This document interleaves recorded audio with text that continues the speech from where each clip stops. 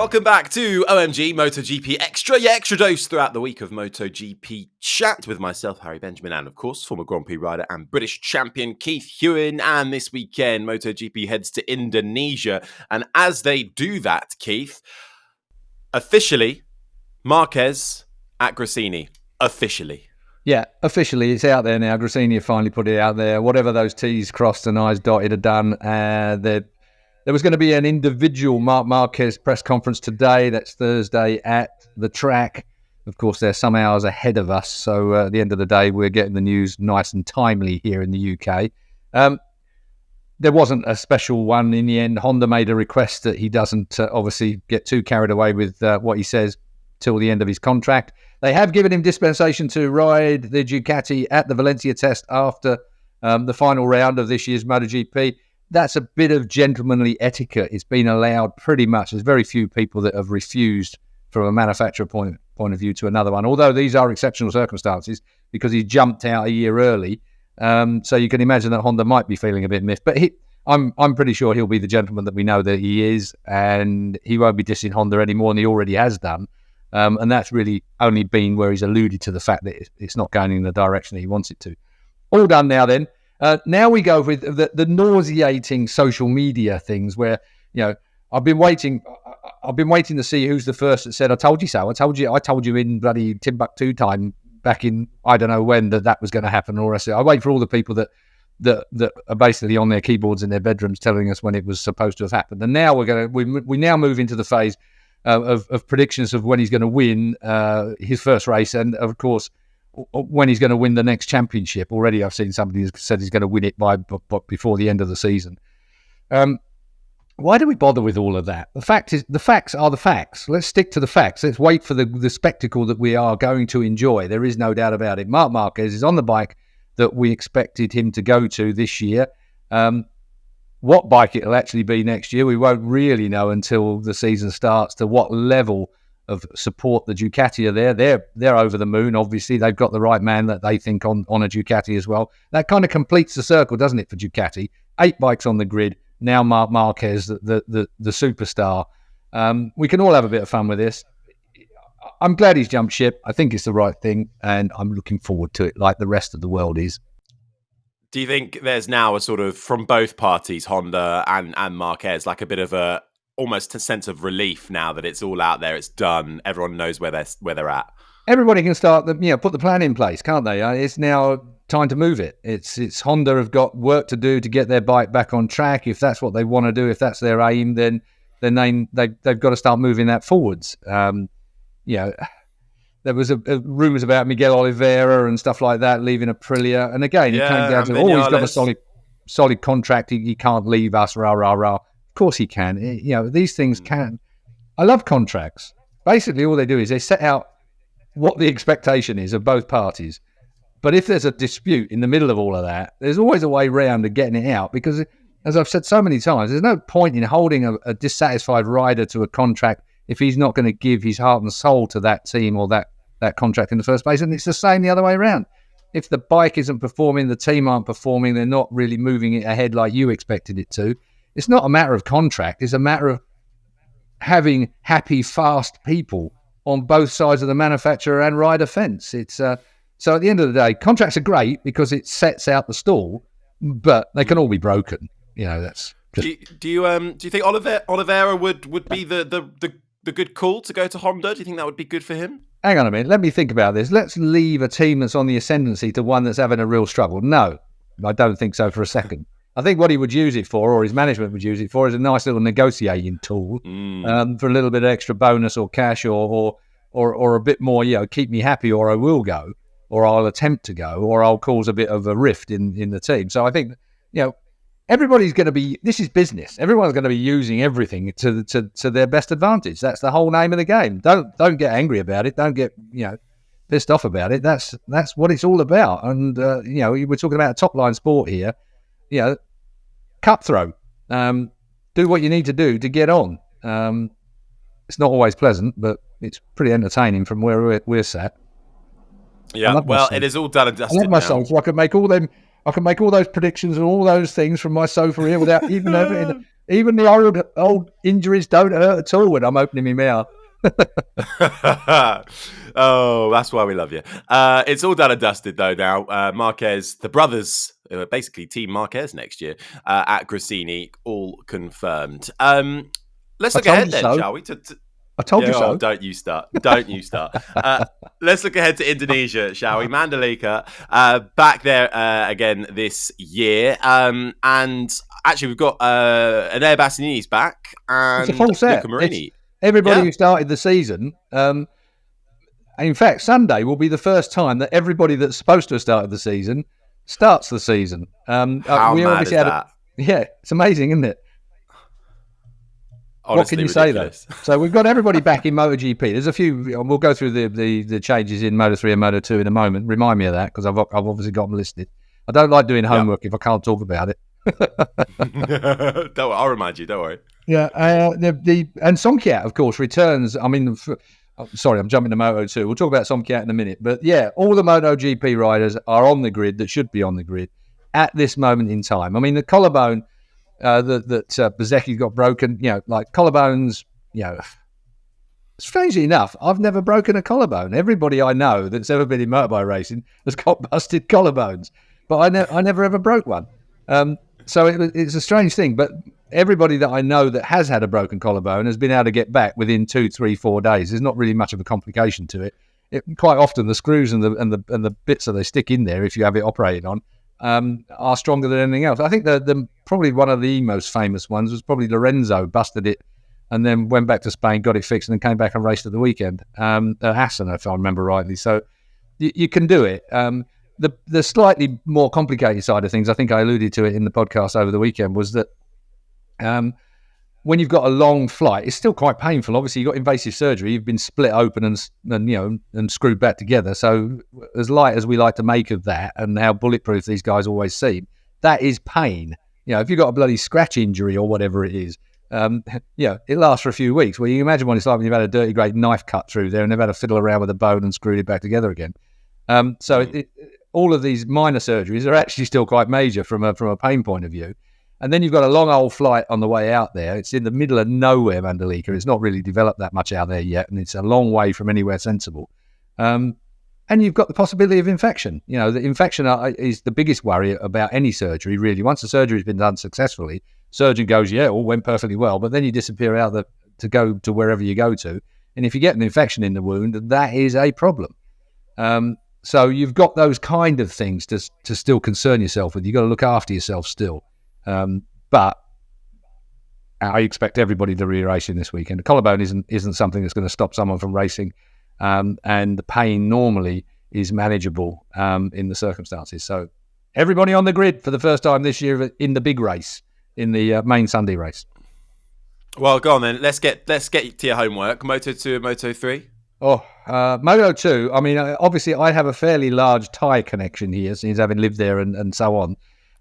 But the point being is that Somkiat Chantra won his first race, Thailand's first Grand Prix win, actually, here last year. And he's just come off the back of a win in Japan. So Somkiat's going to be pretty keen on making that work for him again and looking for his third run. Let's have a look and see what we've got on the entry list for Moto2.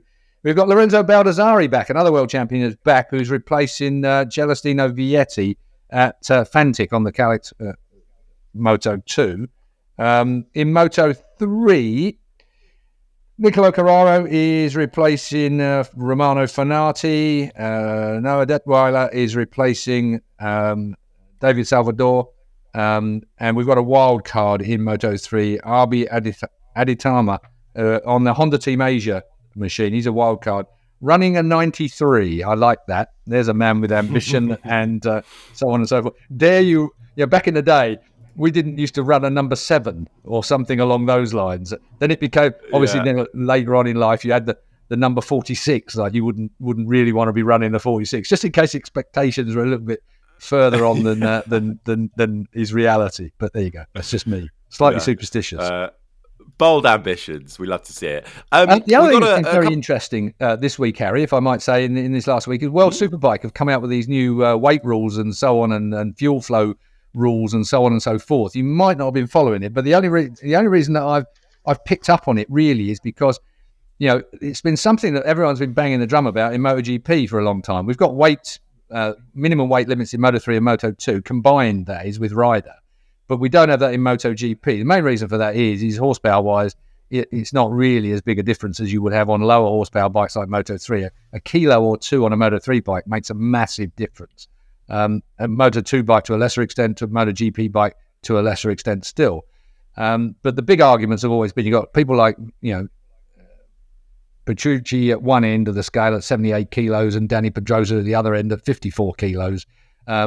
Those kind of weight differences in any kind of racing scenario where you've got to accelerate those extra kilos and then decelerate those extra kilos and manage those extra kilos, making a massive difference on tyres. And as we know, when they're all running the same tyres pretty much, is how you manage those tyres, and weight makes a difference. So all of these things are in the melting pot, but it's been a long time coming. In World Superbike, they've called it the Bautista rule because obviously they're trying to penalise. Well, are they trying to penalise Bautista? Bautista's talent. The best thing that Bautista can do when these weight restrictions come, of course, is blitz them all next year on the Ducati as well. But there is no doubt that a lighter weight man accelerating that through gives the motorbike a bit of an advantage. There are other things where you could say that the Danny Pedrosa of this world couldn't light up the front tyre, for instance. He couldn't make it work as well as a slightly heavier rider, and that was a restriction for him in MotoGP. Sorry, I keep jumping from World Superbike to MotoGP, but anybody listening that's been following this stuff, World Superbikes have now done it, or they propose it for 24. That we've got fuel flow things for 25 coming through.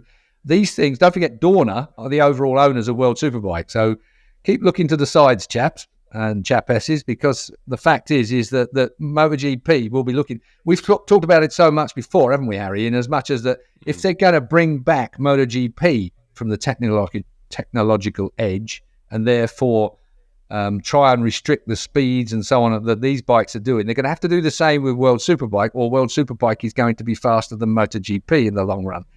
So these restrictions, I think, are indicative of where we're going with MotoGP later on, because Dorna know that they've got to. You cannot have a production-based series that at some tracks is going to be as fast or faster. We have had it in the past. I seem to remember that. Was it Stevie Islop who held the lap record, the outright circuit record at Donington Park, over and above the Mick Doohans of the day on 500s, 500cc Grand Prix bikes? I'm fairly sure it was Hizzy who had the outright circuit record. Well, we can't go back to those days. We can't have prototypes being beaten by production road bikes, however modified they are. So that is the issue, I think, and that's the reason why I'm kind of highlighting it today. We need a World Superbike podcast, don't we? That's the answer. That's the answer going forward. Hey, I'll tell you what, we're so bloody busy on this OMG podcast at the moment. I don't even got any more time for it, have we? Yeah. Don't worry, we won't get you. We'll get some other people. You're out of a job. Look, before we round things out, there's a couple of questions that have come in off the back of all the various things we've spoken about. We've done quite a lot of podcasts in the last week. And we spoke about Yamaha. I believe you were with Matt Oxley. That's the last episode we did. Well worth having a check out of that, by the way, if you haven't already. There was a bit of Yamaha chat there. Bishop has asked, is the best thing Yamaha can do get rid of Lynn Jarvis and create a new European team? Well, the Lynn Jarvis fact has baffled me for some years, as you probably know from my... I don't want to be disrespectful for someone like Lynn Jarvis. He's done a lot of good in his time. But I think the key to that sentence is in his time. I think all teams only benefit from pushing forward. I think that there needs to be change at their head. You know, you've seen Delinia, what he did when he came into Ducati. Yeah, Ducati had won World Championship in the hands of Casey Stoner, had got a motorbike that wasn't going where it should be going. Bring in Delinia, and things started to change. I think that they must look at their management. The management must fall in these circumstances. If they're not performing, there's reasons for that. And they've got to look back down through the management train and find out that I will not be disrespectful to someone like Lynn Jarvis. I know I take the mickey a little bit out of him, the way he pouts and all the rest of it, and says all the right things. He's a proper politician, Lynn Jarvis. And Eric Gassain's the guy that I was slightly disrespectful about. The European head there as well, coming out with the PR speak that he came out with at Le Mans and all the rest of it. It's all old hat. We need to be moving on. Yamaha need to be moving on. If they're serious about it, yes, they need to bring in Rivola, Delinia, and so on and so forth. The same could be said at Honda. Alberto Puig, is he still the right man to be doing the job he's doing? And, these things need to roll over. There's a lot of very exciting, dynamic, young, up-and-coming crew chiefs and the like that are out there in MotoGP and beyond. And I think, yes, in answer to Bishop's question, Yamaha do need a change at the top to make it filter down, in my view. Yeah. Thank you, Bishop, for that question. The never-ending plot line continues when it comes to Yamaha and the Japanese manufacturers. Tony has emailed us, omgmotogp@gmail.com. Hello, all. If this year's championship did not include the sprints, we would be talking about Jorge Martin as the new leader with 205 points to Bagnaya's 201 and Bez being 10 points off the lead on 195. I am starting to have second thoughts on the sprint races now, as the initial madness has ebbed away recently, coupled with how it's skewing the points. Do you think that the sprint format may require a revision come the season's end? My personal opinion is no. I don't think so. I think that we've seen all this before when people jiggle around with points, haven't we? I mean, let's go back to British Superbikes. There's a good example, BSB. So Leon Camier won the championship by mid-season. You know, he had such a cracking early part of the year. Leon Camier, remember Leon Camier? Great rider till he broke his leg at Cadwell Park, and obviously still a great rider after that, but just not quite the man that he was headed to be. And I think that Camier's massive lead in the year that he won it, it was a conversation that I had with Stuart Higgs, MSVR race director, series director, back in the day when I was doing NASCAR, believe it or not, for Sky Television. And they have a massive series that runs for like 40 weekends of the year. And they have a thing called the Chase at the end of the year, which became our shootout or whatever it is for BSB, effectively. Not to be confused with the Bradley Walsh primetime show. Well, we have a race to the Chase and then a chase to the Cup or whatever it is in NASCAR, because they didn't want it to be all over by the final 10 rounds. You got 40-odd races. So what they did was they had 30-odd races that sorted out 10 blokes who could win the championship at the end of the day, and anybody that wasn't in the top 10 was the winner of the also-rans, in NASCAR, that is. And, of course, what happened is with BSB, they adopted a similar thing where you had a shootout at the end over however many races it is, and now they jiggled the points a little bit more. My point is that whatever the rules are, whatever the circumstances are, that's what you play to. Now, that's down to management as much as anything. Working out whether winning sprint races is the main goal of the weekend or the main opportunity of the weekend, because you haven't got a bike that does the longer distance on the Sunday. You've got one that works better on the Saturday. I think it adds technicality to a weekend that I quite like. The downside is, of course, is everybody's knackered. They're all worn out. We've got no time for, free practice is no longer free practice. Free practice is just a qualifying session to qualify. And then you've got to qualify to be on the front end of the grid. Then you've only got the first two corners of the first two laps to actually make the passes before your tyres are too hot or worn out or whatever it might be. We've got a frenetic situation going on here. Personally, where I see next year changing is we need to bring more of free practice back. Truly, we need more track time, just a little bit more room. 10 minutes here, 10 minutes there. Rider parades and stuff like that. Just great, wonderful. Let's have pay a bit more money to have the red arrows fly over or something, or do something like that. Give the riders a bit more time on the track to do their job, rather than have these bloody silly, presentation moments where people are driving around on the back of a truck or down in pit lane and all the, I know I'm going to get slammed for this because it's for the spectators. But at the end of the day, safety is an issue at the moment, and not having Moto3 and Moto2 having their warm-ups and stuff like that, I'm wholeheartedly against. We must have those kind of things back, in my view, from a safety perspective. Everyone bangs the drum about safety, and hang on a minute, we've got no warm-ups for Moto3 and Moto2 on a Sunday morning. Mm-hmm. It's not quite right. It definitely needs jiggling. But do we lessen the impact of sprint races? No, we don't. I think sprint races are here to stay. And they're a wonderful spectacle, makes great television, and everybody's got into the mode where they're managing it a bit more now. So the frantic first few rounds this year have now gone, and we're all now in that management stage of things. So I think 2024 will be pretty cool. Well, thank you, Tony, for your question. Let's see what Indonesia brings this weekend. I've just had a look at the weather, and it looks like it's going to be okay for race day. Obviously, last year it was rather wet. What can we expect both on and off the track for this weekend, Keith? Well, let's if it rains, let's bring back that lady who can stop the rain, shall we, again? Because she was magnificent. The belief that she can stop the rain. It's going to stop eventually anyway, and of course it did, so she was a winner. but it was a fantastic, I mean, culturally, the belief in things is just, it's brilliant. I love it. I love different cultures around the world and the things that people believe in. And having a shaman on the grid to stop the rain was just something spectacular. So I'm going to miss that if it's sunshiny all the way through. I'm a bit jealous because I keep getting pictures coming of people on the beach at the moment, all the rest of it, and it's just started to bloody rain here, and it's miserable here in the UK. But I will be going down to Brands Hatch for the BSB, whether it rains or shines. So I'll see you there if anybody's down there. You can ask me questions then. But I mean, I hope it's dry. All riders, all racers, teams as well to an extent, want it to be dry. Yeah, there are riders that obviously and teams that have set up for the wet, and they're sometimes better in the wet. Zarco used to be that case, perhaps. You would think you would get something sparkling and special out of some riders in the rain. But most want the consistency of it being dry. Most want that. I think across racing, whether it's 4 wheels or 2 wheels, I think we all want to get up in the morning, see the weather as it is. It's consistent, stable through 3 days of testing, qualifying and racing. And we know where we all are when we're on the plane on the way home then. Yeah. In terms of the form book, is there anybody that's standing out for you that could go quite well here? Well, I mean, again, I think the way the form book is, the Jorge Martins of this world he's a boxer that gets off his stool and comes out swinging, doesn't he? I mean, he's one of those guys that right now, I mean, he perhaps you could say he was a bit fragile in the past. He'd always get himself injured here and there, but at the moment he's looking pretty strong.